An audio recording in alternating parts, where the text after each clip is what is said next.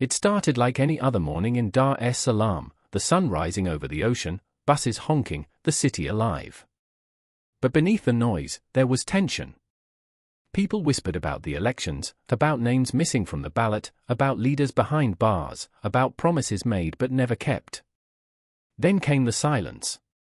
The internet slowed, and then disappeared. WhatsApp groups went quiet. Twitter feeds froze. And when people lose their voice online, they take it to the streets. By noon, crowds gathered, students, vendors, taxi drivers, mothers holding their children's hands.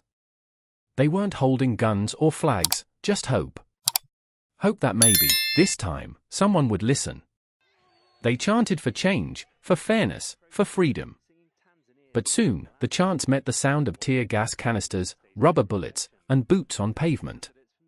A young man, maybe 22, stood on a car waving a small Tanzanian flag.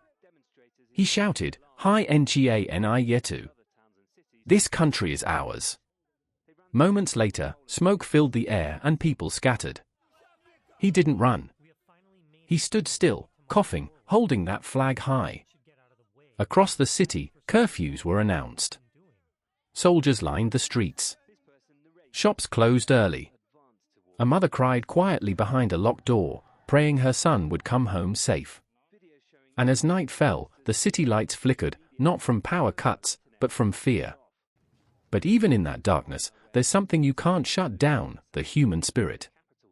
The youth are talking in whispers, organizing, hoping.